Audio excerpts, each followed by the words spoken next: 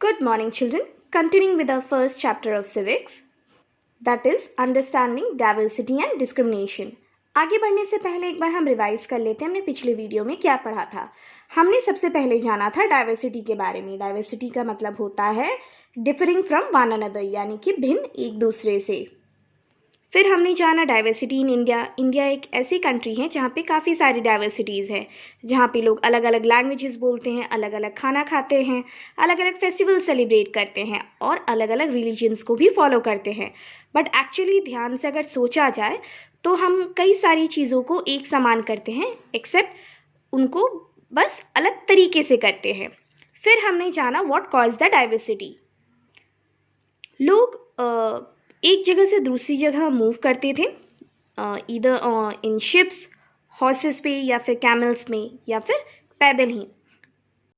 और लोग इन साधनों का इस्तेमाल तब करते थे जब एक्चुअली ट्रेन और एरोप्लेन और बस हमारे जीवन का अहम हिस्सा बनने से पहले लोग इस तरीके से ट्रैवल करते थे। That is more than 200 years ago।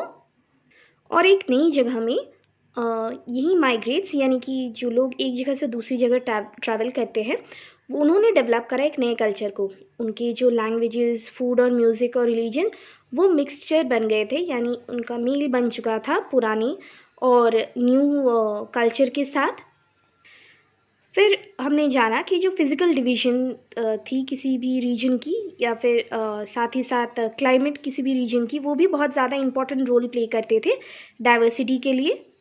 आज हम case study Ladakh and Kerala के पोर्शन को जानेंगे। तो अगर हम मैप ऑफ इंडिया को देखें और लोकेट करें केरला और लद्दाख कहाँ पे है, लद्दाख इस रीजन में है और केरला दिस साइड। क्या आप लिस्ट कर सकते हैं 3 वेज का जिनमें जोग्राफिकल लोकेशन इन दोनों रीजन्स का प्रभाव डालेंगी इन फॉलोइंग पॉइंट्स पे। सबसे पहला, the food people eat, the clothes they wear, the work they do.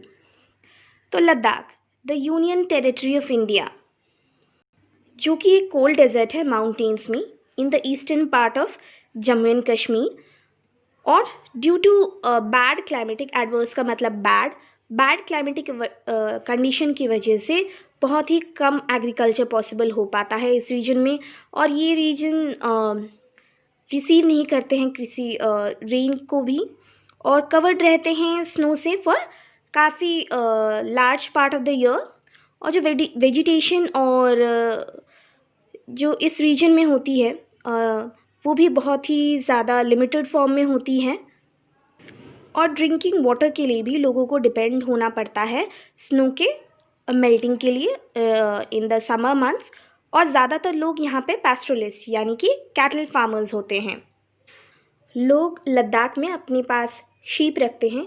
Sheep बहुत ही ज़्यादा स्पेशल होती हैं उनके लिए, क्योंकि उससे प्रोड्यूस होता है पश्मीना वुल, और इस वुल की काफ़ी ज़्यादा कीमत होती है। और वो वुल को मैन्युफैक्चर करते हैं और इसी वुल का इस्तेमाल किया जाता है पश्मीना शॉल्स को तैयार करने के लिए, जिसकी काफ़ी ज़्यादा वैल्यू होती है मार्केट में।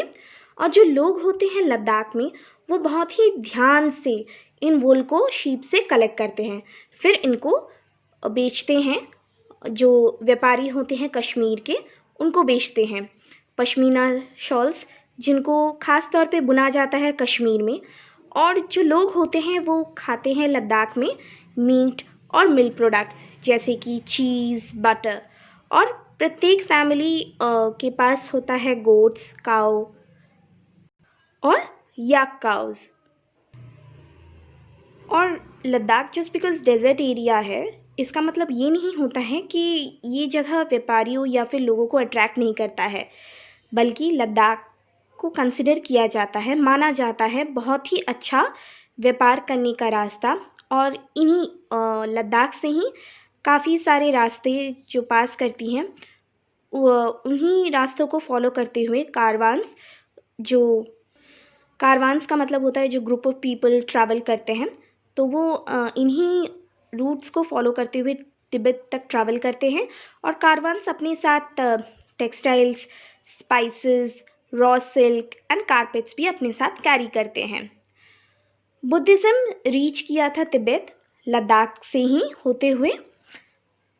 लद्दाख को लिटिल तिब्बत भी बोला जाता है और इस्लाम भी इंट्रोड्यूस हुआ था इस रीजन में मोर देन 400 ईयर्स एगो। और इस रीजन में मुस्लिम पॉपुलेशन भी है और लद्दाख काफ़ी ज़्यादा रिच है oral tradition of songs and poems के लिए। और जो लोकल वर्जन्स हैं तिब्बतियन नेशनल एपिक के, that is the Kesar saga, उसे भी परफॉर्म और गाया जाता है बोथ मुस्लिम और बुद्धिस्ट के द्वारा।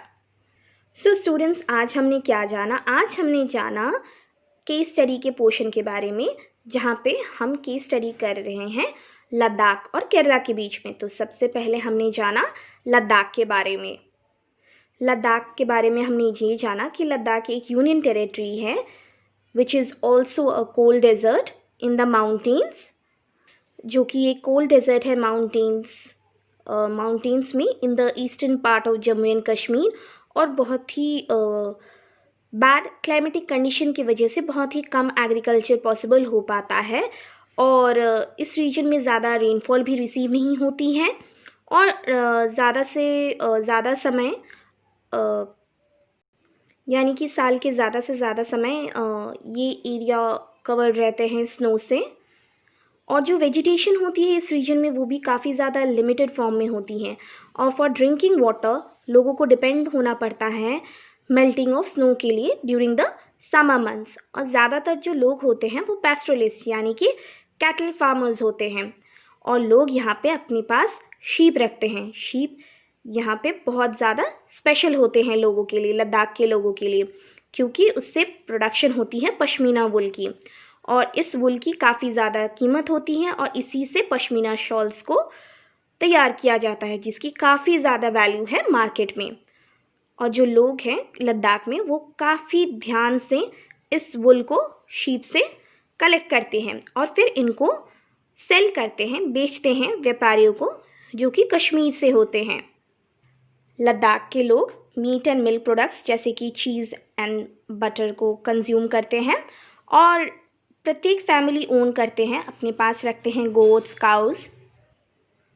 और लद्दाख जस्ट बिकॉज एक डेजर्ट एरिया है इसका मतलब ये नहीं कि व्यापारी या फिर लोग अट्रैक्टेड नहीं होते इस जगह से। लद्दाख को काफ़ी ज़्यादा अच्छा माना जाता है ट्रेड रूट के लिए, व्यापार के रास्ते के लिए और काफ़ी सारे रास्ते जिससे कि जो कारवान्स होते हैं वो ट्रैवल करते हैं तिब्बत की ओर। बुद्धिज़्म भी रीच किया था तिब्बत वाया लद्दाख होकर ही, जिसे लिटिल तिब्बत भी बोला जाता है, लद्दाख को लिटिल तिब्बत भी बोला जाता है। इस्लाम भी इंट्रोड्यूस हुआ था इस रीजन में मोर देन 400 ईयर्स एगो। और लद्दाख में काफ़ी ज़्यादा रिच ओरल ट्रेडिशन है यानी कि सॉन्ग्स एंड पोएम्स को गाया जाता है। और जो national epic the Kesar saga उसे परफॉर्म और गाया भी जाता है, दोनों ही मुस्लिम एंड बुद्धिस्ट लोगों के द्वारा। So students, this is the end for today's learning video. Please go through this video. Thank you.